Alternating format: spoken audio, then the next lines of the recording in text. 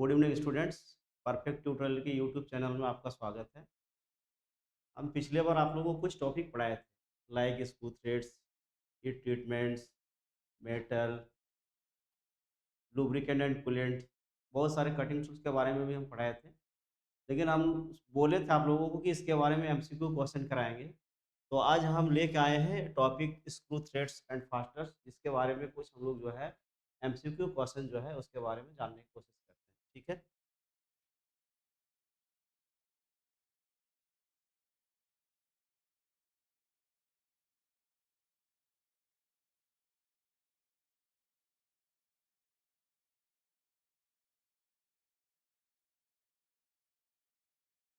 देखिए यहाँ पे कुछ क्वेश्चन हम लेके आए हुए हैं।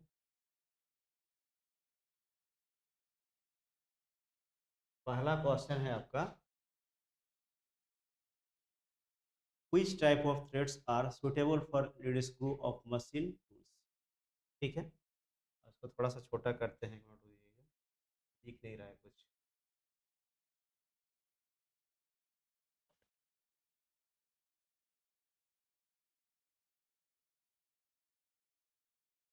ठीक है। कहने का मतलब है कि इसमें से जो है, मतलब कौन सा मशीन टूल्स में जो होता है हम लोग का जो है ये लीड स्क्रू आपको कटा हुआ रहता है। ठीक है ना। यहाँ पे बहुत सारा आपका थ्रेड दिया हुआ है, जैसे ब्रिटिश एसोसिएशन थ्रेड है, जिसको हम लोग बोलते हैं बीए थ्रेड के नाम से जानते हैं।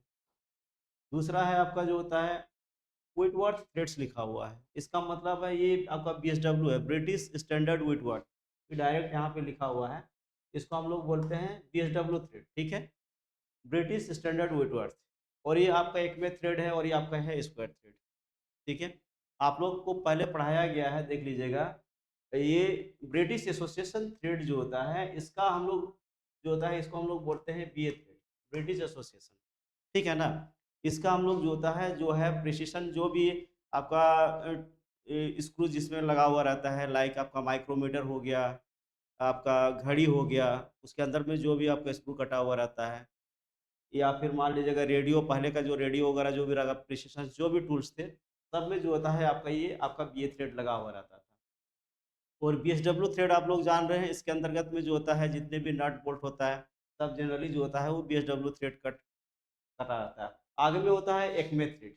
ठीक है। एक्मे थ्रेड का इस्तेमाल हम लोग इसलिए किया जाता है कि which type of threads are suitable for lead screw of machine. ठीक है। तो उसके लिए जो होता है हम लोग इसका इस्तेमाल करते हैं लीड स्क्रू के। लीड स्क्रू कहाँ पे कटा होता है, आप लोग लेथ मशीन का नाम सुने होंगे। तो जिस समय हम लोग थ्रेडिंग करते हैं लेथ मशीन में, जिस समय किसी सिलिंड्रिकल जॉब पर उसका बाहरी या भीतरी सरफेस में जब हम लोग थ्रेड काटते हैं इस तरह से, मान के चलिए कोई जॉब बना रहे हैं, उस जगह में हम लोग या बाहरी या भीतरी थ्रेड अगर हम लोग काटना है, तो उस जगह में हम लोग किसका इस्तेमाल करते हैं, लीड स्क्रू का इस्तेमाल करते हैं। ठीक है। उसी समय जो होता है लीड स्क्रू का इस्तेमाल किया जाता है। तो लीड स्क्रू में कौन सा थ्रेड कटा होता है आपका, एक में थ्रेड कटा होता है। और इसका जो कटिंग एंगल होता है कितना होता है आपका, 29 डिग्री। ठीक है, याद रह जाएगा आपका। आगे होता है स्क्वायर थ्रेड। ठीक है, इसके बारे में आप लोग जान रहे हैं। तो स्क्वायर थ्रेड क्या होता है, एक्चुअली में इसका आंसर हो जाएगा आपका एक में थ्रेड। ठीक है ना।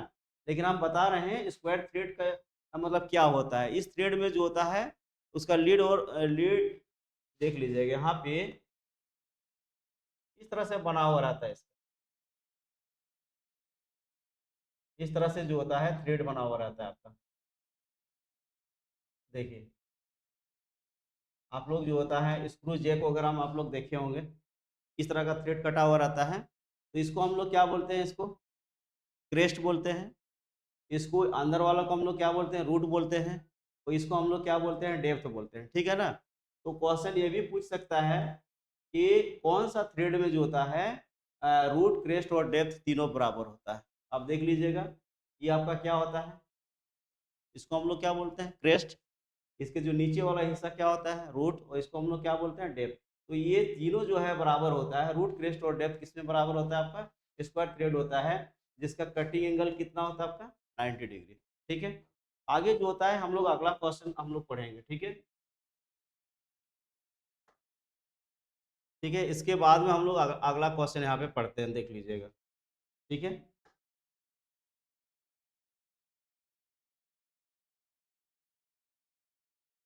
यहाँ पे लिखा हुआ है रफ और टूटी हुई थ्रेड्स बनने का कारण क्या है। इसका मतलब आप समझ लीजिएगा,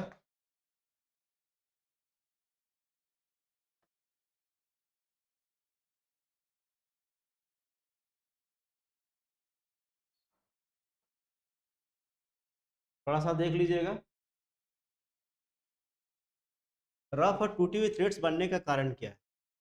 ठीक है, टूल का ब्लंट होना, ब्लंट मतलब होता है भोथड़, ठीक है ना, वो सही ना होना, टूल का जो होता है जहाँ पे कटिंग पॉइंट होता है उसका सही नहीं होना, उसका शार्प ना होना, ठीक है। आगे होता है गलत होल साइज होना, अगर यदि होल का साइज भी अगर यदि सही नहीं रहेगा तो भी क्या हो सकता है, मतलब कि वो रफ और टूटा हुआ थ्रेड्स बनेगा। दूसरा बात है कि फ्लूट्स पे चिप्स भरना, ठीक है। अगर यदि मान लीजिए जहाँ पे हम लोग का थ्रेड्स बन रहा है, वो थ्रेड्स में बहुत सारे फ्लूट्स होते हैं, उस फ्लूट्स में अगर यदि मान के चलिए अगर यदि कोई चिप्स भर जाता है तो भी क्या हो जाएगा, वो रफ और टूटा हुआ थ्रेड्स बनने का कारण बन सकता है। बीच बीच में क्या हो जाएगा, थ्रेड आपका क्रैक कर जाएगा, टूटेगा, ठीक है। तो ये टूल अगर यदि सही नहीं है तो भी वो कारण हो सकता है। अगर यदि होल का साइज सही नहीं है, मान के चलिए कुछ दूर तो बहुत बढ़िया बन गया और होल मान लीजिएगा थोड़ा सिलिंड्रिकल नहीं है, वो इलेक्ट्रिकल है या फिर मान लीजिएगा जो दूसरे टाइप का बना हुआ है, इस टाइप से आपका बना हुआ है, मान के चलिए ये जो होल का साइज है ये आपका गोल नहीं है वो, ठीक है, होल का साइज आपका जो है गोल नहीं है, इस तरह का है, ठीक है, और कोई एक इस तरह का है, तो थ्रेड तो पूरा मान लीजिए ये आपका जो गोल रहेगा तो सभी में आपका थ्रेड बनेगा, लेकिन इसमें रहेगा तो पूरी तरह से नहीं बन पाएगा, ठीक है। आगे में फ्लूट्स में चिप्स भरना, अगर ये फ्लूट्स में जो जहाँ पे थ्रेड बन रहा है उस जगह में अगर कोई चिप्स उप्स आ जाएगा तो दोबारा कटिंग होगा, तो उससे भी क्या हो जाएगा, वो टूटेगा, ठीक है। फिर हम लोग देखते हैं आगे, तो इसका जवाब हो जाएगा आपका ये, ठीक है, दो का हो जाएगा चार इनमें से सभी, ठीक है। आगे हम लोग अगला क्वेश्चन हम लोग देखें, ठीक है, आगे देख लीजिएगा, क्वेश्चन है हम लोग का, थ्रेड का अक्ष, मतलब दो थ्रेड के समान बिंदुओं के बीच अक्ष के समानांतर दूरी क्या कहलाती है। दो थ्रेड के समान दो थ्रेड के समान बिंदुओं के अक्ष के समानांतर दूरी क्या कहलाता है, तो वो दूरी कहलाएगा आपका थ्रेड का लीड, ठीक है ना। क्योंकि देख लीजिएगा थ्रेड इस तरह से बना हुआ रहता है, आपको हम थोड़ा सा दिखाने का प्रयास कर रहा हूँ, ठीक है।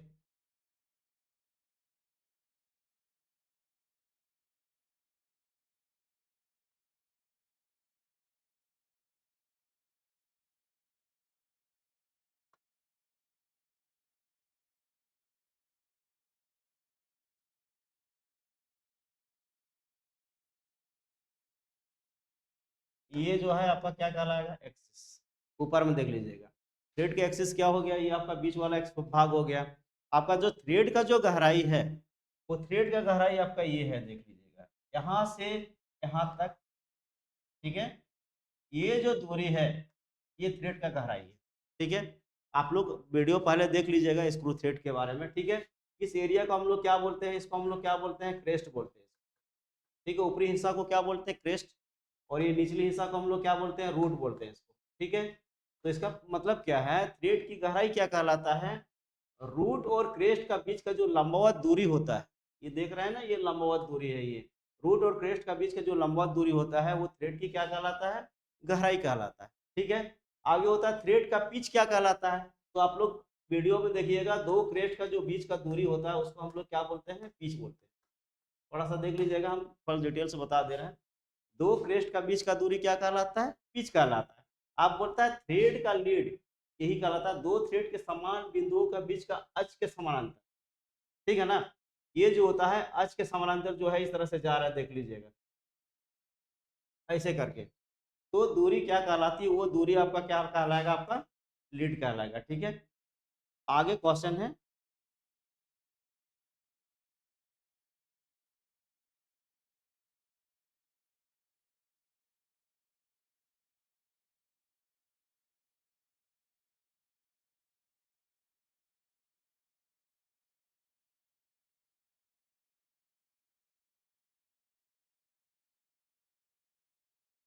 आगे देख लीजिएगा, चौथा क्वेश्चन है, ठीक है। अब ये बोलता है सिंगल स्टार्ट थ्रेड में क्या होता है, ठीक है। ये सिंगल स्टार्ट थ्रेड में क्या होता है, देख लीजिएगा, सिंगल स्टार्ट थ्रेड में हम लोग का लीड और पिच दोनों क्या होता है, बराबर होता है। ठीक है ना, ये दोनों क्या होता है, बराबर होता है।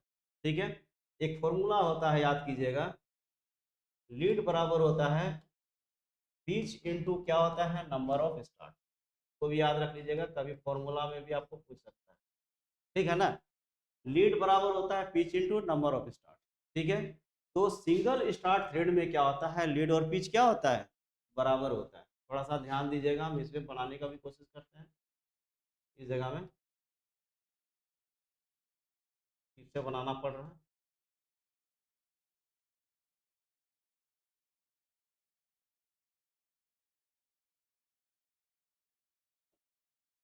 देखिए, ये जो सिंगल स्टार्ट थ्रेड होता है वो क्या होता है, लीड और पिच क्या होता है आपका, बराबर रहेगा।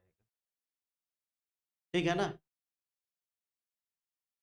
और डबल स्टार्ट थ्रेड में, ये आपका सिंगल स्टार्ट थ्रेड है। ठीक है ना, सिंगल स्टार्ट थ्रेड में क्या होता है, लीड और पिच बराबर होता है। तो ये हम लोग को बोल रहे हैं सिंगल स्टार्ट थ्रेड में क्या होता है, लीड और पिच बराबर। तो आंसर क्या हो जाएगा आपका, लीड और पिच बराबर होता है। और अगर ये डबल स्टार्ट अगर यदि बोलता है तो लीड बराबर होता है 2 इंटू पिच, नंबर ऑफ, ठीक है ना, पिच। ठीक है, तो लीड बराबर 2 इंटू पिच किसके आधार होता है, डबल स्टार्ट थ्रेड अगर जी रहेगा तो ये लाइन जो है आपका इतना दूर तक आ जाएगा। ठीक है, ये आगे बढ़ जाएगा यहाँ से यहाँ तक, यहाँ से इतना दूर तक। ठीक है,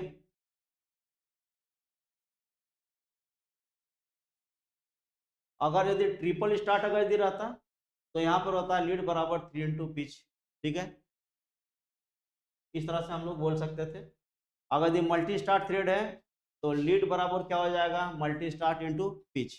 तो याद रखिएगा, सिंगल स्टार्ट थ्रेड में क्या होता है, लीड और पिच बराबर होता है। डबल स्टार्ट थ्रेड में क्या होता है, लीड क्या होता है, उसका जो होता है वो गुना होता है। ठीक है ना, आगे हम लोग क्वेश्चन देखते हैं, तो इसका आंसर हो जाएगा आपका पहला वाला। ठीक है, इसके बाद आगे हम लोग क्वेश्चन और देख लेते हैं।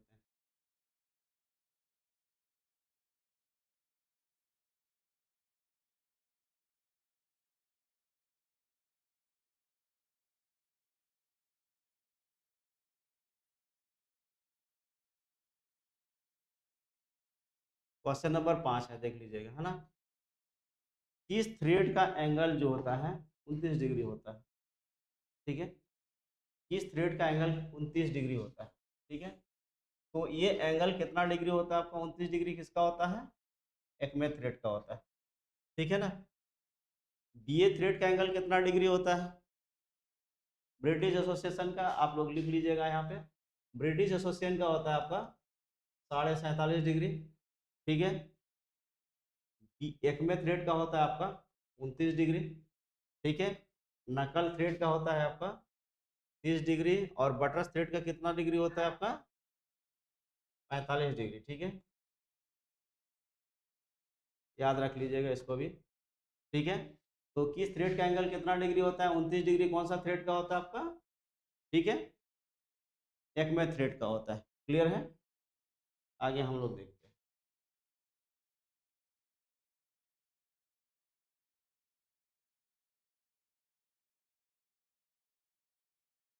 एक्सटर्नल थ्रेड का पिच डायमीटर किससे चेक करते हैं, थोड़ा सा ध्यान दीजिएगा।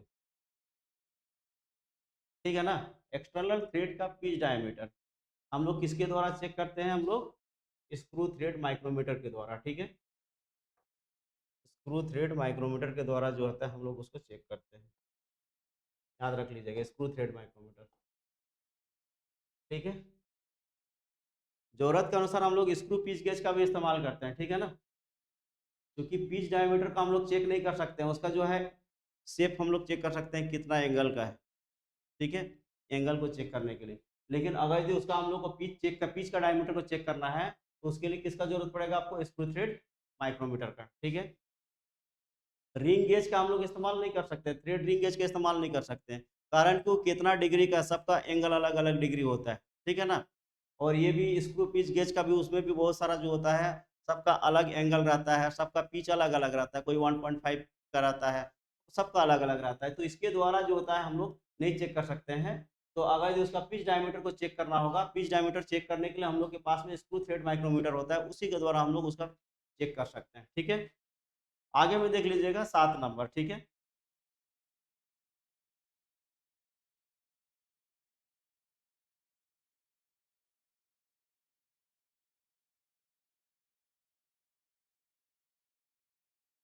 देखिए टेपर की का स्टैंडर्ड टेपर क्या होता है।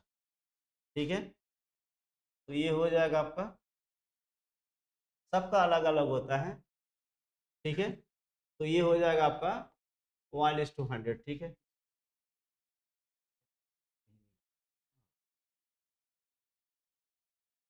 सॉरी, ये हो जाएगा इसका आंसर। आगे में देख लीजिएगा कि किस स्ट्रेस के अंतर्गत काम करता है। ठीक है ना, जितना भी की है वो शियर स्ट्रेस पर काम करता है। ठीक है, याद रख लीजिएगा, जो भी की है, जितने भी हम लोग के पास चाबी है, चाहे कोई भी चाबी हो, वो किस पर काम करेगा, आपका शियर स्ट्रेस पर काम करेगा।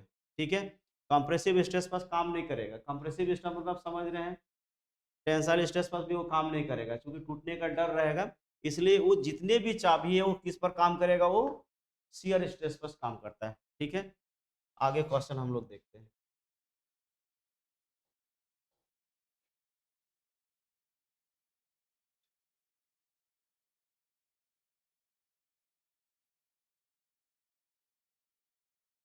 ऑटोमोबाइल शाफ्ट में कौन सा की का प्रयोग किया जाता है, आप देख लीजिएगा। ऑटोमोबाइल शाफ्ट में कौन सा की का प्रयोग किया जाता है। तो ऑटोमोबाइल शाफ्ट में हम लोग का जो होता है, ये की का प्रयोग किया जाता है, आपका ओड्रप की का प्रयोग किया जाता है, याद रख लीजिएगा। ठीक है, ऑटोमोबाइल शाफ्ट में जो होता है हम लोग का कौन सा की का प्रयोग किया जाता है, वुडरफ की का प्रयोग किया जाता है। जनरली जो होता है वुडरफ की इस टाइप का बना हुआ रहता है, आपका ऐसे बना हुआ रहता है, आपका इस टाइप से,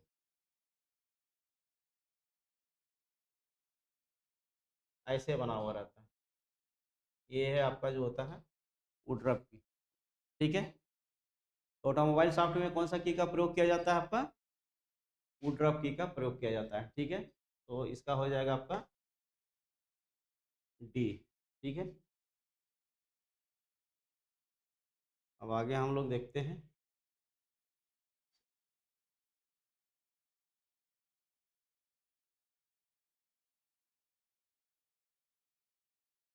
10 नंबर देख लीजिएगा, शाफ्ट और पुली को जोड़ने के लिए कौन सी की का प्रयोग किया जाता है। ठीक है, शाफ्ट और पुली को जोड़ने के लिए, शाफ्ट और पुली को जोड़ने के लिए कौन से प्रयोग किया जाता है।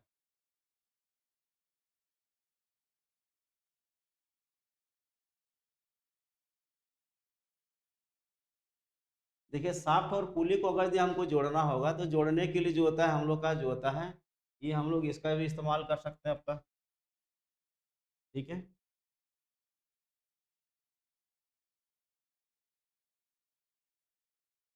आगे देख ले, हेक्सागोनल नट का जो होता है चैम्फर एंगल कितना होता है। तो हेक्सागोनल नट का जो चैम्फरिंग एंगल होता है वो होता है कितना, आपका 35 डिग्री होता है। ठीक है,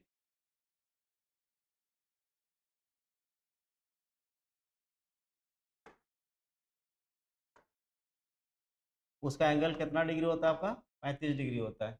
इस तरह से देख लीजिएगा, आपका हेक्सागोनल नट बना हुआ रहता है, इसे करके इस तरह से बना हुआ रहता है, इस तरह से बना हुआ रहता है। तो ये जो एंगल बनता है ये वाला, ठीक है ना, ये थोड़ा सा यहाँ पे तिरछा रहता है। ठीक है ना, इसको छील दिया जाता है फोर सब। ठीक है ना, तो ये जो इसको मतलब चैम्फरिंग किया जाता है, इसको जो होता है चैम्फरिंग किया जाता है इस तरह से। तो चैम्फरिंग एंगल कितना डिग्री होता है उसका, 35 डिग्री होता है। ठीक है,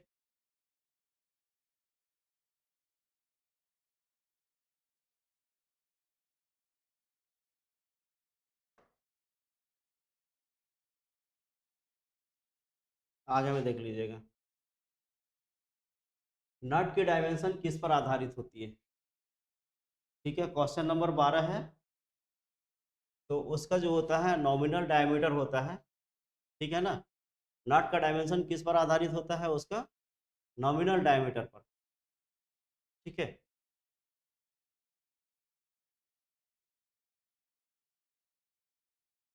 आगे क्वेश्चन देख लीजिएगा।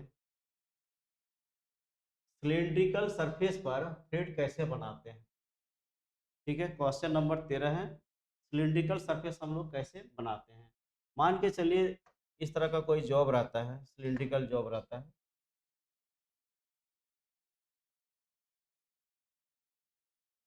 ये मान लीजिएगा कोई सिलिंड्रिकल जॉब है, ठीक है।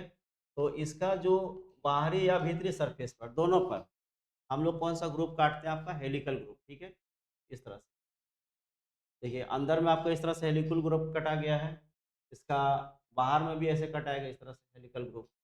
ठीक है, ये है। तो वो सिलिंड्रिकल सरफेस पर थ्रेड कैसे बनाते हैं? वो हेलिकल ग्रुप में, मतलब ये तो आपको हम इससे बताए हैं। इस तरह से आपका जो होता है हेलिकल लगा रहता है, ये आपका एक्सिस हो गया ये।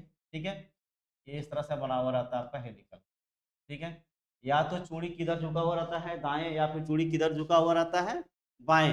ठीक है, अगर ये दाएं झुक गया है मतलब क्या होगा? राइट हैंड थ्रेड हो गया। और अगर ये बाएं झुका हुआ, इसका मतलब क्या हो गया? Left hand thread. ठीक है, स्क्वायर ग्रुप कटिंग, ठीक है ना, ये भी होता है, लेकिन मोस्टली जो हम लोग का थ्रेड होता है वो थ्रेड आपका क्या होता है? आपका हेलिकल ग्रुप कटा हुआ रहता है। ठीक है, जितने भी मतलब ये अगर ये मान के चलिए स्क्वायर ग्रुप अगर ये हमको काटना होगा तो उसके लिए कोई स्पेशल टूल का हम लोग को इस्तेमाल करना पड़ेगा स्क्वायर ग्रुप के लिए। ठीक है,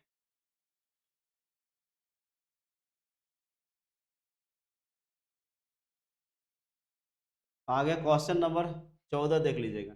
टेपिंग के बाद होल को क्या कहते हैं? ठीक है, अगर यदि कोई होल है, उस होल पर अगर यदि हम टेपिंग कर रहे हैं और उसके अंदर में चूड़ी बना रहा है, तो उसको हम लोग क्या बोलते हैं? टेप। ठीक है ना, उसको हम लोग क्या बोलते हैं? Tap hole. ठीक है, टेप होल बोलते हैं उसको। ठीक है, चलिए क्वेश्चन आगे बढ़ते हैं हम लोग। आईएसओ थ्रेड का रूट कैसा होता है? बताइए। हैं, आईएसओ थ्रेड का रूट कैसा होता है? मतलब होता है इंडियन स्टैंडर्ड। ठीक है ना, तो उसका थ्रेड क्या होता है ना, हल्का सा क्या होता है? राउंड में होता है, हल्का सा। ठीक है, बनने के लिए तो क्या इसी टाइप से बनता है ना जी, ऐसा करके ये थ्रेड बनता है ना, बनने के लिए इसी टाइप से बनता है ऐसे करके। ठीक है ना, लेकिन हल्का सा क्या रहता है? इस टाइप से बना हुआ। समझ गया ना, तो ये क्या हो जाएगा? राउंडेड। ठीक है,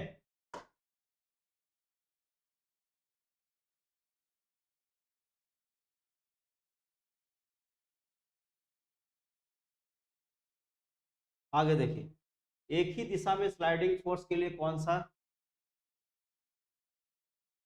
एक ही दिशा में स्लाइडिंग फोर्स के लिए कौन सा थ्रेड प्रयोग किया जाता है? एक ही दिशा में।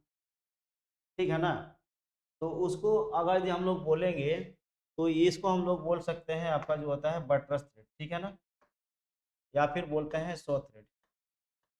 ठीक है, क्योंकि ताकत देने के लिए। ठीक है, इसका मतलब ये है कि जैसे कोई कोई जो होता है ना हेवी वेट जो जो होता है, जेक जो होता है, उसमें भी जो ये थ्रेड कटा होता है। जनरली जो होता है हम लोग का जेक में जो होता है स्क्वायर स्क्वायर थ्रेड कटा होता है। लेकिन कभी कभी बोलता है ना शॉर्ट टूथ थ्रेड जो होता है, एक मतलब एक अपना बहुत ज़्यादा लोड को ये करने के लिए, क्योंकि उसका इस टाइप से आपका बना हुआ रहता है थ्रेड।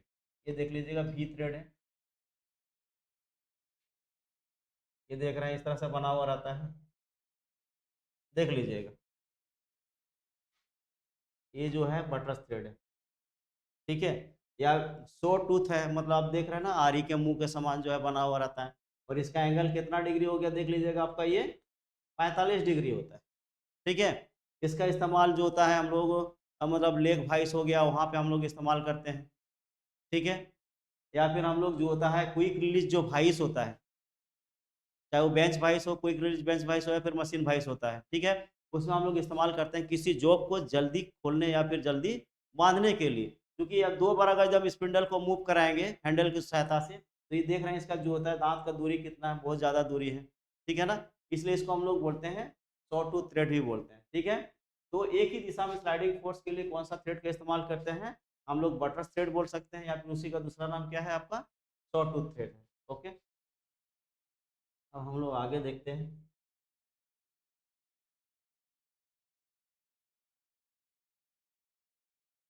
क्वेश्चन नंबर 17, ठीक है। बर हटाने के लिए कौन सा ऑपरेशन होता है? ठीक है ना जी। बर को हटाने के लिए कौन सा ऑपरेशन आप लोग करते हैं?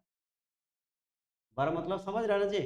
Counter sinking, count boring, spot facing, ठीक है, या फिर फाइलिंग, सब आप लोग ये सब ऑपरेशन है। काउंटर सिंकिंग भी ड्रिलिंग का ही ऑपरेशन है। काउंटर बोरिंग भी क्या होता है?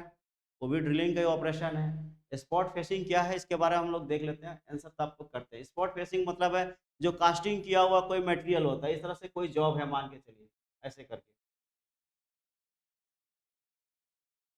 ये कोई जॉब है, ठीक है ना, ये जॉब है, यहाँ पे उठा हुआ है, ठीक है। इसको अगर ये हटा करके हम लोग को क्या करना है, बराबर करना है, तो वो आपका हो जाए स्पॉट फेसिंग हो गया, ठीक है। अब होता है काउंटर बोरिंग। काउंटर बोरिंग करने का मतलब है, सपोज मान के चलिए इस तरह का कोई एक जॉब बना हुआ है, ठीक है। हमने एक ड्रिल यहाँ से यहाँ तक कर दिए, ठीक है।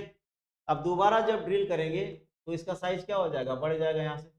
वो हो गया आपका काउंटर बोरिंग, मतलब ये जो एरिया है उसको काउंटर बोर किया गया, यानी किसी नट, ठीक है, या किसी बोल्ट को स्थान देने के लिए। और काउंटर सिंकिंग जो होता है ये इस तरह से होता है, काउंटर सिंकिंग आपका ऐसे होता है, ये है मान के चलिए एक ड्रिल कर दिए यहाँ पर हम लोग पूरा, ठीक है।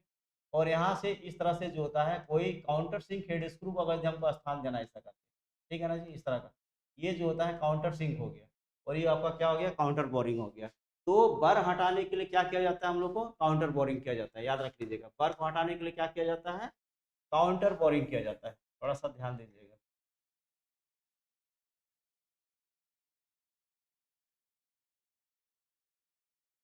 आंसर हो जाएगा काउंटर बोरिंग, ठीक है। आगे हम लोग देखते हैं।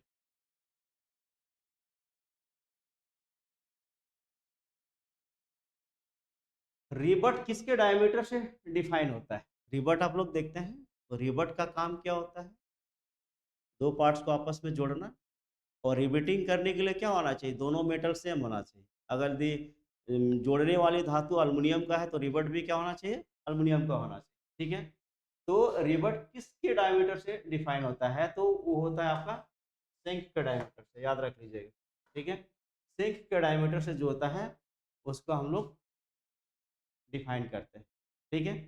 हेड नहीं होता है, टेल भी नहीं होता है उसमें, ठीक है। क्या होता है, सेंक होता है। फिर जब हम लोग जो होता है बॉल पेन हैमर से जब हम लोग दोनों साइड मारते हैं तो क्या हो जाता है, रिवर्ट बन जाता है, ठीक है। आगे हम लोग देखते हैं बीएसएफ थ्रेड का एंगल कितना होता है। बीएसएफ ब्रिटिश स्टैंडर्ड फाइन हो गया, ठीक है, या बीएसडब्ल्यू हो गया, ठीक है, या बीएसपी हो गया, जो भी थ्रेड है सबका एंगल कितना डिग्री होता है, 55 डिग्री होता है, ठीक है ना। सभी का एंगल 55 डिग्री होता है।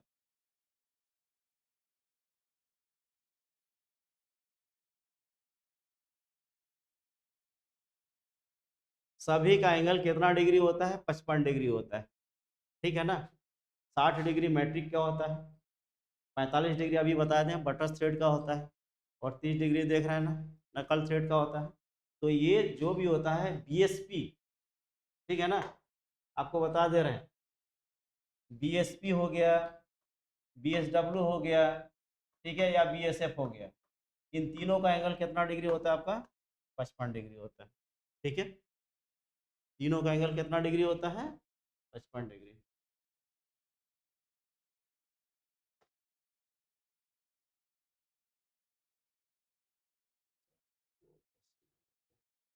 आगे देख लिखा हुआ बी ए थ्रेड की गहराई कितना होता है। तो बी ए थ्रेड का जो गहराई होता है वो होता है 0.6 इंटू पिच, ठीक है। और मैट्रिक का कितना होता है, 0.64 into pitch. B S W हो गया, बी एस पी हो गया, या बी एस एफ हो गया, 0.61 इंटू, ठीक है। इस तरह से इसका आंसर हो जाएगा बी ए थ्रेड का जो होता है गहराई कितना होता है, ये आपका 0.6 इंटू पिच, ठीक है। आंसर हो जाएगा 0.6 इंटू। चलिए आगे हम लोग देखते हैं।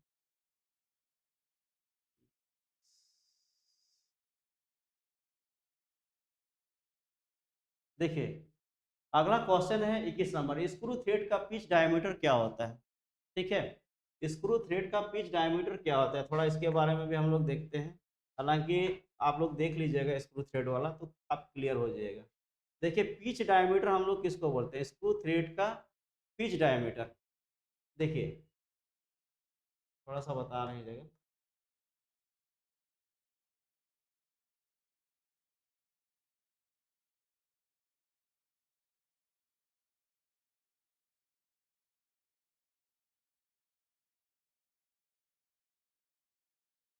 देखिए ये हो जाएगा आपका मेजर डाया, बाहर वाला, जिसको हम लोग डी से डिनोट करते हैं मेजर डाया, या जो होता है नॉमिनल वाला। ठीक है, एक होता है माइनर डाया, यहाँ से यहाँ तक जो जाता है उसको हम लोग बोलते हैं माइनर डाया, इसको हम लोग बोलते हैं डी, या कोर डायमीटर के नाम से जानते हैं या फिर रूट डायमीटर के नाम से जानते हैं।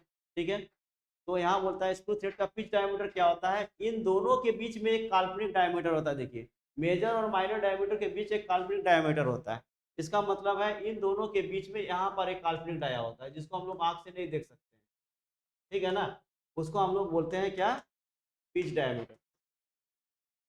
ठीक है ना, मेजर डाया और माइनर डाया के बीच एक काल्पनिक डाया होता है जिसको हम लोग क्या बोलते हैं, पिच डायमीटर।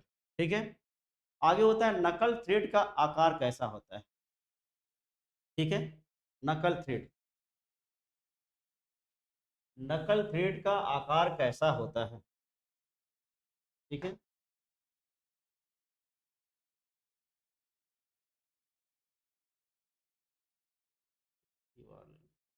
नकल थ्रेड का आकार होता है। ठीक है, यहाँ पे दिया हुआ है वृत्ताकार। ठीक है ना, यहाँ पे दिया हुआ है आपका वृत्ताकार, लेकिन ये इस तरह से होता है, सेमी सर्कल होता है, याद रख लीजिएगा इस तरह से, सेमी सर्कल ऐसा करके। ठीक है, इस तरह से होता है आपका, देख लीजिएगा। ठीक है, ये है वृत्ताकार नहीं होता है, अर्ध वृत्ताकार इसको हम लोग बोलते हैं, हाफ राउंड, अर्ध वृत्ताकार।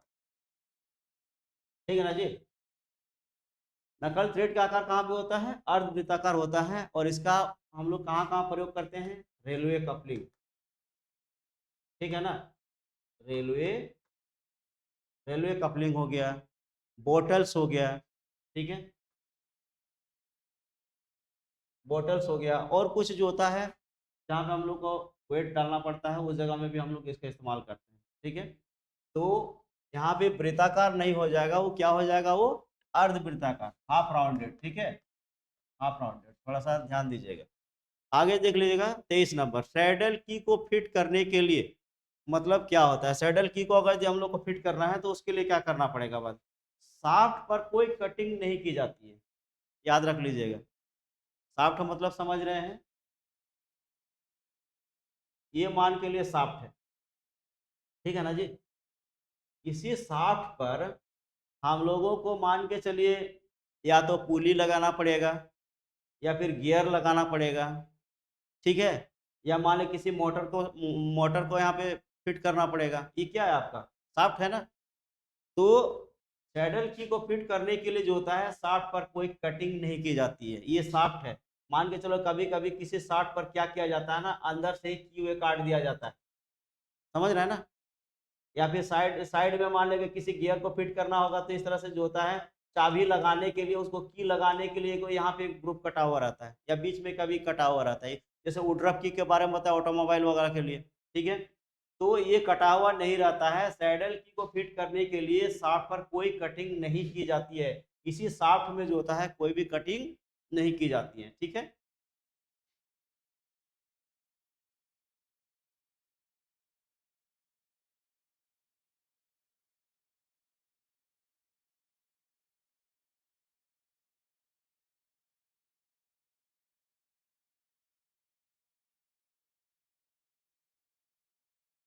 देखिए सेमी परमानेंट फास्टनर्स।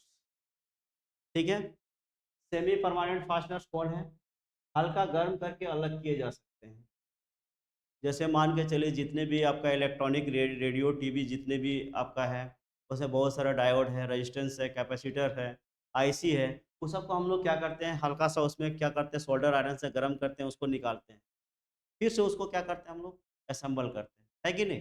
तो ये सेमी परमानेंट फास्टनर्स है। परमानेंट फास्टनर्स के अंतर्गत में आपका वेल्डिंग आ जाता है, ब्रेजिंग आ जाता है, ठीक है? और टेम्पोररी में आपका जो देख रहे हैं नट बोल्ट वगैरह जो हो गया ये सब आता है, ठीक है? तो सेमी परमानेंट में जो होता है हम लोग हल्का गर्म करके अलग कर सकते हैं उसको, और उसके जगह में फिर दूसरे को उसके बाद असेंबल कर सकते हैं, ठीक है?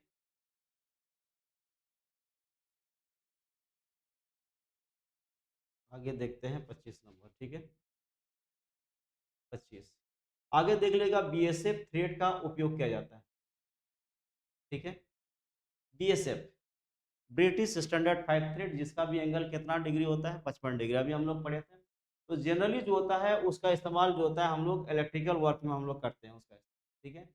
बीएसएफ थ्रेड का इस्तेमाल जनरली जो होता है हम लोग इलेक्ट्रिकल जितने भी इंस्ट्रूमेंट है, ठीक है, उसके अंदर में जो भी थ्रेड का हम लोग प्रयोग करते हैं, ठीक है, उसका प्रयोग हम लोग करते हैं आपका बीएसएफ थ्रेड का, ठीक है?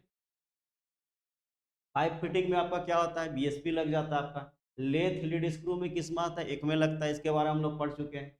और सामान्य जो नट बोल्ट होता है उसमें आपका बीएसडब्ल्यू होता है, ठीक है?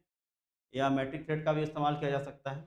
आगे क्वेश्चन नंबर जो होता है 26 में देख लीजिएगा, कि एक डिवाइस है जिसका प्रयोग किया जाता है पार्ट्स को फिक्स करने के लिए। पहली बात है, मान लीजिए कि ये कोई एक मान लीजिए शाफ्ट है, उस पर हम लोग गियर लगा दिए हैं, तो गियर को अगर जब हम लोग फिक्स नहीं करेंगे तो क्या करेगा, रोटेट करेगा, करेगा ना? या पुली को भी हमको फिक्स करना है, किसी बेल्ट को अगर यदि हमको घुमाना होगा तो उसके लिए फिक्स करना पड़ेगा, है कि नहीं? तो ये पार्ट्स को फिक्स करने के लिए क्या है, एक प्रकार का डिवाइस है, ठीक है, की। फिर हम लोग आगे देखते हैं, आगे 27 नंबर देख लीजिएगा, मैकेनिकल जॉइंट में किस थ्रेड का प्रयोग किया जाता है, ठीक है? मैकेनिकल जॉइंट में, ठीक है ना? तो मैकेनिकल जॉइंट नहीं है ये आपका, मैकेनिकल जैक होना चाहिए, जॉइंट नहीं, सॉरी, यहाँ पे मिसप्रिंट हुआ है, थोड़ा सा आप लोग नोट कर लीजिएगा इस चीज़ को, ठीक है? यहाँ पे जॉइंट नहीं है, ये क्या है, ये जैक, ठीक है? क्योंकि थ्रेड का हम लोग प्रयोग किस लिए करते हैं, स्क्रू थ्रेड का प्रयोग किस लिए किया जाता है, पावर लिफ्टिंग के लिए, पावर को ट्रांसमिट करने के लिए, दो से अधिक पार्ट्स को आपस में जोड़ने के लिए, इसके लिए हम लोग स्क्रू थ्रेड का इस्तेमाल किया जाता है। तो मैकेनिकल जैक में किस थ्रेड का प्रयोग किया जाता है, तो मैकेनिकल जो थ्रेड होता है उस पर जनरली जो होता है आपका कौन सा थ्रेड का इस्तेमाल किया जाता है, आपका स्क्वायर थ्रेड का इस्तेमाल किया जाता है, ठीक है? क्योंकि स्क्वायर थ्रेड में पढ़े हैं लीड क्रेस्ट, ठीक है ना? मतलब रूट क्रेस्ट और डेप्थ क्या होता है, तीनों बराबर होता है, जिससे कोई बैकलेस नहीं मिलता है। और उसको देखते हैं ना, बड़ी बड़ी गाड़ियां जो होती हैं, हजारों टन की जो गाड़ियां होती है, उसको एक छोटा सा जिग के द्वारा उसको क्या कर दिया जाता है, खड़ा कर दिया जाता है, ठीक है? तो ये मैकेनिकल जॉइंट नहीं है, क्या है, मैकेनिकल जेक है। आप लोग थोड़ा सा सुधार लीजिएगा, ठीक है?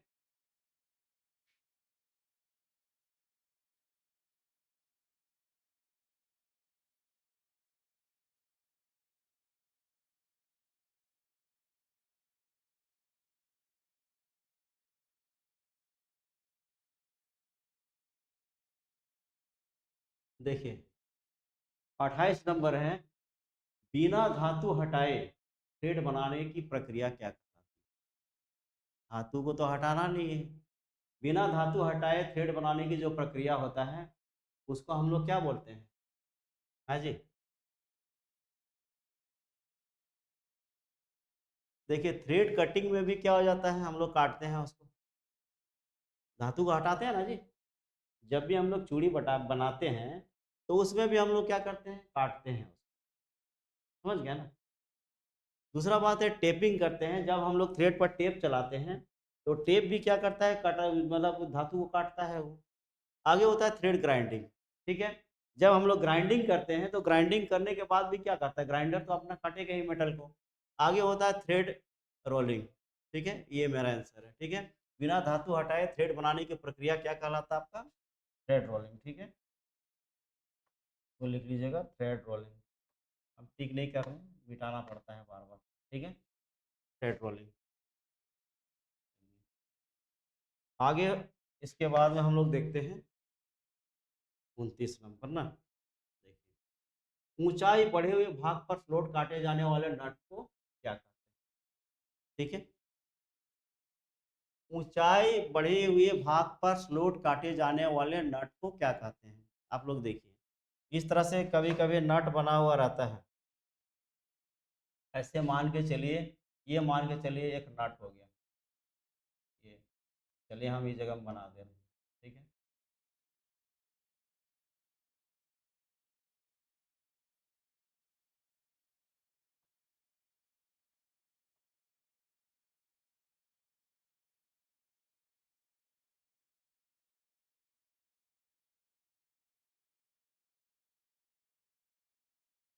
ये 6 भाग हो गया।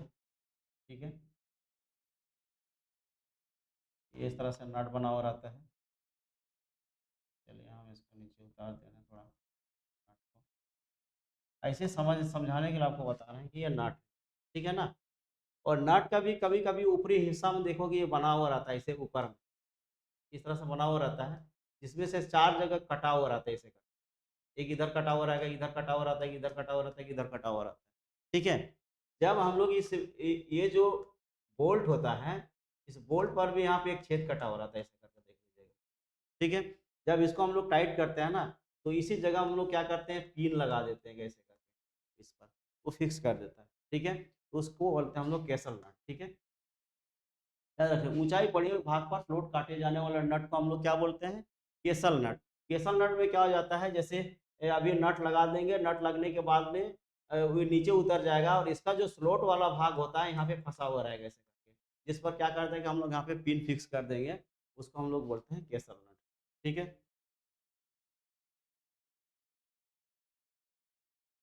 आगे देखिए, क्वेश्चन नंबर 30। ठीक है, रिवेटिंग का उपयोग किया जाता है। ठीक है, रिवेटिंग का प्रयोग किया जाता है इलेक्ट्रिकल कनेक्शंस के लिए भी, डिफरेंट मेटल जॉइंटिंग के लिए हम लोग करते हैं, स्ट्रक्चरल जॉइनिंग के लिए भी करते हैं। तो हम लोग सभी के लिए जो होता है हम लोग रिवेटिंग का इस्तेमाल करते हैं। ठीक है, ये सब के लिए हो जाएगा रिवेटिंग। चलिए, क्वेश्चन नंबर 31 देख लीजिएगा। सिल्वर ब्रेजिंग में फ्लक्स का उपयोग किस लिए किया जाता है? देखिए, फ्लक्स का इस्तेमाल हम लोग इसीलिए करते हैं, सतह को साफ करने के लिए। अगर यदि मान लेगा सरफेस अगर यदि साफ नहीं होगा, तो जो भी हम लोग वहाँ पे ये शोल्डर या फिर मान लीजिए ब्रेच करेंगे, वो सही से वहाँ पे नहीं लगेगा। ठीक है, आगे होता है ऑक्साइड को हटाने के लिए। ठीक है, ऑक्साइड मतलब समझ रहे हैं, जंग वंग अगर यदि लग गया है, तो जंग का कोई हम लोग क्या करते हैं, साफ करते हैं। आप लोग देखेंगे कोई वेल्डिंग वगैरह, सॉरी, सोल्डिंग वगैरह करता है तो एक पेस्ट लगा हुआ रहता है ना फ्लक्स, उसको जैसे वहाँ पे डालता है क्या करता है, उसको साफ कर देता है। यानी साफ होगा तो उसमें हम लोग का सोल्डरिंग अच्छा से होगा, क्योंकि दोबारा वो निकलेगा नहीं, एकदम पूरा पक्का जॉइंट हो जाएगा। कब तक पक्का जॉइंट होगा, जब तक उस पर हम लोग कोई गरम ना करे उसको। ठीक है ना, तो सतह को साफ करने के लिए भी हम लोग फ्लक्स का इस्तेमाल करते हैं। ऑक्साइड ऑक्सीडेशन को हटाने के लिए भी हम लोग उसका इस्तेमाल करते हैं। धातु को बहने में सहायता के लिए भी, जब हम लोग सोल्डरिंग करते हैं, तो सोल्डरिंग करते हैं तो क्या होगा, वो साफ रहेगा तो इधर उधर जितना भी एरिया में हम लोग रहेगा उस जगह में क्या करेगा, बहेगा। तो ये हम लोग सारा चीज़ के लिए हम लोग इसका इस्तेमाल करते हैं। ठीक है, इसका हो जाएगा आपका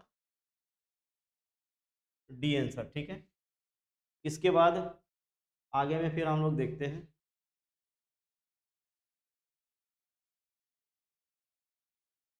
सामान्य फास्टिंग कार्यों में कौन सा थ्रेड का प्रयोग किया जाता है?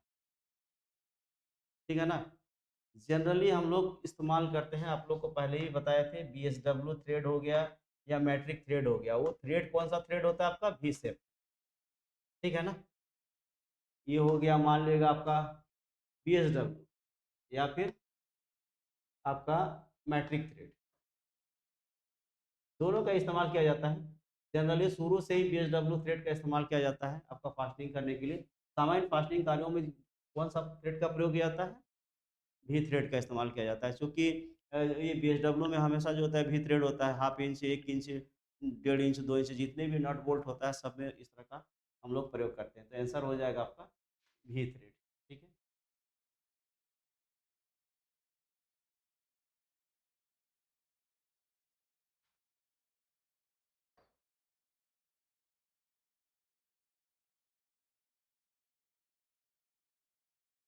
देखिए, ये आपका मोस्ट टेपर का स्टैंडर्ड नंबर होता है, ठीक है।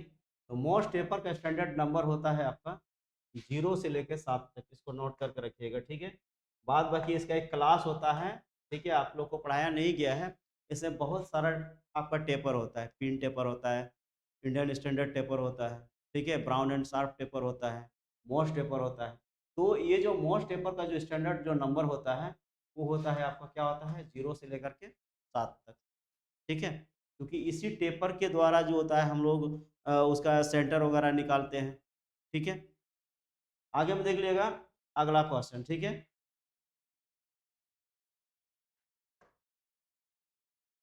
थ्रेड रिंग गेज से क्या चेक नहीं किया जाता है? थ्रेड रिंग गेज के द्वारा क्या हम लोग चेक नहीं कर सकते? ठीक है, थोड़ा सा देख लीजिएगा हम लोग क्या चेक नहीं कर सकते हैं। थ्रेड रिंग गेज के द्वारा हम लोग इसका जो होता है हेलिक्स एंगल भी चेक किया जाता है, पिच भी चेक किया जाता है, पिच डायमीटर भी चेक किया जाता है। तो हम लोग क्या चेक नहीं कर सकते हैं? आपका प्रोफाइल को हम लोग चेक नहीं कर सकते, ठीक है ना। नहीं नहीं सॉरी, प्रोफाइल को हम लोग चेक कर सकते हैं। अभी हम लोग बताए थे कि ये हम लोग चेक नहीं कर सकते हैं, पिच डायमीटर, ठीक है ना। क्योंकि पिच डायमीटर को चेक करने के लिए अभी किसका हम लोग इस्तेमाल किए थे पता है ना? स्क्रू थ्रेड माइक्रोमीटर का। थोड़ा ध्यान दीजिएगा,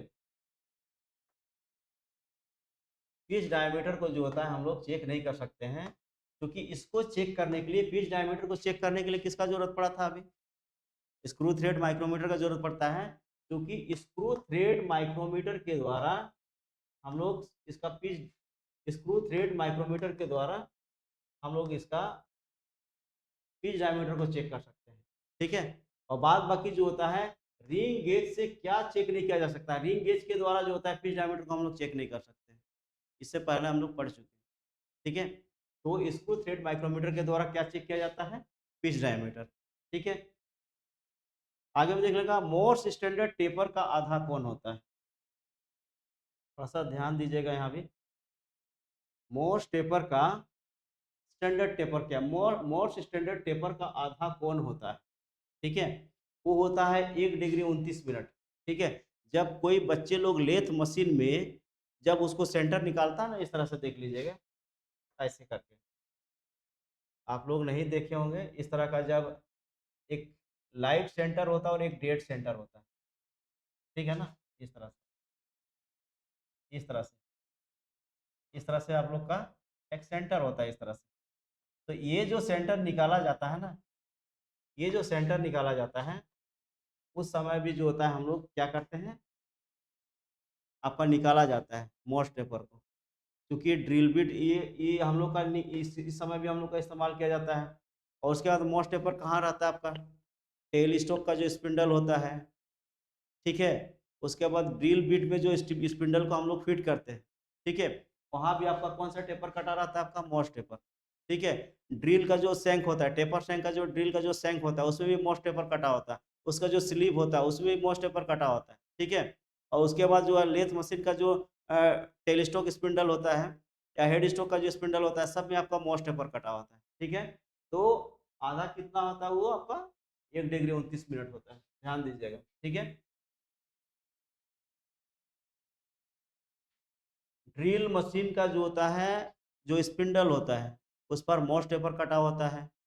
या फिर जब हम लोग चक को हम लोग फिट करते हैं, उसमें आपका स्लीव रखा है, या फिर मान लीजिएगा स्लीव के साथ में सॉकेट बना हुआ रहता है, सब में आपका मोस्ट पेपर कटा होता है, जिसको जो होता है 1 डिग्री 29 मिनट में काटा जाता है। या फिर हम लोग लास्ट टाइम बोल सकते हैं जो लेथ मशीन का जो टेलीस्कोप होता है या हेड स्टॉक का जो स्पिंडल होता है, उसमें भी आपका ये मोस्ट पेपर कटा होता है, ठीक है। आगे हम लोग देखते हैं 36 नंबर, देख लीजिएगा। स्क्रू थ्रेड का कौन सा पैरामीटर प्रोफाइल प्रोजेक्टर से नहीं मापा जाता है? ठीक है ना जी, आपको बता रहे हैं, वो है आपका जो है पिच डायमीटर। क्वेश्चन 3 बार रिपीट हो चुका है ये वाला, ठीक है ना। स्क्रू थ्रेड का कौन सा पैरामीटर प्रोफाइल प्रोजेक्टर से नहीं मापा जाता है? ठीक है, वो है आपका पिच डायमीटर। ये 3 बार ये क्वेश्चन जो है आपका रिपीट हो गया, ठीक है ना। थोड़ा सा ध्यान दीजिएगा इस चीज़ को।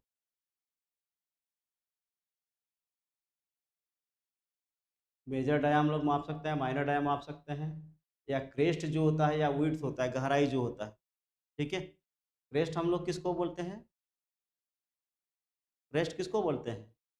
जहाँ पर दोनों साइडें क्या होता है, ऊपर की ओर आकर मिलता है। देख लीजिए, थोड़ा सा उसको भी समझा देते हैं। आप लोग उसको देख लीजिएगा, थोड़ा सा वीडियो तक समझ में आ जाएगा।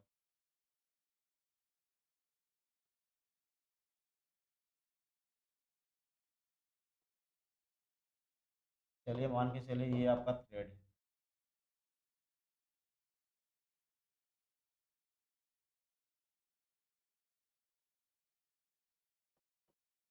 ठीक है। क्रेस्ट और विड्थ अलग अलग है, क्रेस्ट अलग है, विड्थ अलग है। क्रेस्ट करने का मतलब है ये, इसको हम लोग क्या बोलते हैं? क्रेस्ट बोलते हैं, ठीक है। जहां पर दोनों साइडें क्या होता है, ऊपर की ओर आकर मिलती है, ठीक है। स्क्रू थ्रेड का वह भाग जहां पर दोनों साइडें किधर मिलती है, ऊपर की ओर का, इसका भी ऊपर मिल रहा है, इसका भी ऊपर मिल रहा है, उसको हम लोग क्या बोलते हैं? क्रेस्ट। और जहां पर स्क्रू थ्रेड का दोनों साइडें नीचे की ओर आकर मिलती है, यहाँ पर इधर जो मिल रहा है, उसको हम लोग क्या बोलते हैं? ठीक है ना। और यहाँ पे विड्थ किसको बोलते हैं? गहराई। तो ये रूट और क्रेस्ट का जो बीच का जो लंबवत दूरी है, ये जो लंबवत दूरी है उसको हम लोग क्या बोलते हैं? विड्थ बोलते हैं, ठीक है। माइनर डायमीटर आपको तो बता दिए हैं ये, ठीक है। और मेजर डायमीटर क्या है आपका? बाहर वाला भाग है, ये होता है डी और ये होता है डी, स्मॉल डी और ये कैपिटल डी, ठीक है। तो स्क्रू थ्रेड का कौन सा भाग पैरामीटर प्रोफाइल प्रोजेक्टर से नहीं मापा जाता है? वो आपका पिच डायमीटर। इसको हम लोग सिर्फ माप सकते हैं किसके द्वारा? स्क्रू थ्रेड माइक्रोमीटर के द्वारा, ठीक है। चलिए हम लोग अगला क्वेश्चन देखते हैं।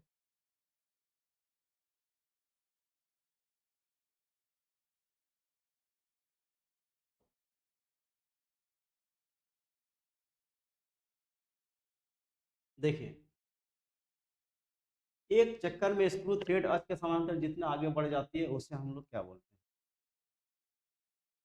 हाँ जी, एक चक्कर में स्क्रू थ्रेड अर्थ के समांतर जितना आगे बढ़ जाता है, या फिर आप लोग को बताए हैं किसी नट पर बोल्ट एक चक्कर जितना, ठीक है ना, एक चक्कर घूमने पर जितना दूरी तय करता है वो उसका क्या कहलाता है? थ्रेड का क्या कहलाएगा? वो लीड कहलाएगा, ठीक है ना।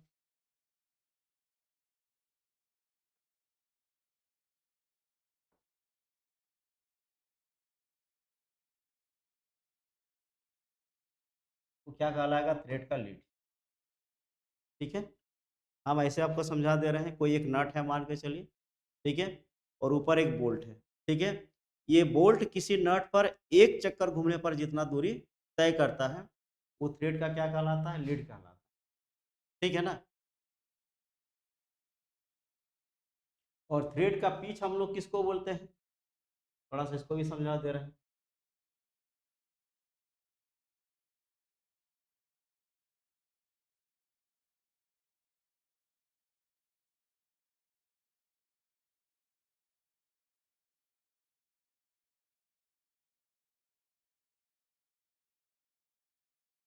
देखिए, थ्रेड का पिच क्या हो गया? ई क्रेस्ट हो गया और ई क्रेस्ट हो गया, तो दो क्रेस्ट का जो बीच का दूरी हो गया उसको हम लोग क्या बोलते हैं? पिच। वो थ्रेड का पिच हो गया, ठीक है। थ्रेड का लीड क्या हो गया? मान के चले यहाँ पे कोई एक नट लगा रहे हैं, ठीक है। तो नट एक चक्कर घूमने पर जो है जितना दूरी तय कर रहा है, मान के चलो अभी नट यहाँ पर है, तो एक चक्कर जब दूरी तय करेगा तो यहाँ पे आ जाएगा, तो ये जो दूरी आएगा, ये जो दूरी आएगा वो उसका क्या कहलाएगा? आपका लीड कहलाएगा। आगे होता है थ्रेड की गहराई, तो पहले बता चुके हैं, रूट और क्रेस्ट का बीच का जो दूर लंबवत दूरी होता है उसको क्या कहते हैं हम लोग? गहराई बोलते हैं, ठीक है। और थ्रेड का व्यास उसके ही बताए हैं, एक बड़ा वाला जो होता है आपका मेजर डाया और छोटा वाला क्या होता है? Minor dia. आगे क्वेश्चन जो होता है 38 नंबर, 38, तीन स्टार्ट वाले थ्रेड की पिच ज्ञात करने के लिए लीड को किस संख्या से भाग दिया जाना है? अभी हम लोग पढ़े हुए थे, तुरंत बताए थे ना, ट्रिपल स्टार्ट थ्रेड वही है, थ्री स्टार्ट थ्रेड, ठीक है। तो लीड बराबर क्या होता है? टू इंटू पिच होगा, तो यहाँ पर लीड बराबर क्या होता है? थ्री इंटू पिच, तो किससे भगा देना पड़ेगा आपको? 3 से, ठीक है। अगर इससे ज़्यादा रहेगा, मल्टी रहेगा, तो 4 हो गया, 5 हो गया, 6 हो गया, जितना रहेगा उससे हम लोग भगा देंगे, ठीक है। आगे 39 number, 39।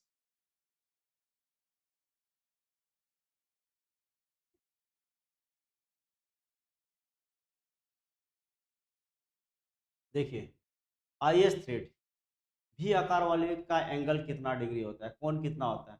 The included angle of an IS Indian standard, ठीक है, जिसको हम लोग क्या बोलते हैं? मैट्रिक थ्रेड, ठीक है ना। उसको हम लोग क्या बोलते हैं? मैट्रिक थ्रेड, ठीक है। तो मैट्रिक थ्रेड का कोण कितना डिग्री होता है, याद है ना? मैट्रिक थ्रेड का कोण कितना डिग्री होता है? 60 डिग्री, याद कर लीजिए।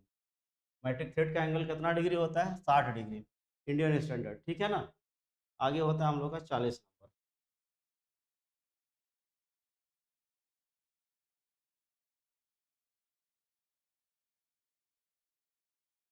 40 नंबर।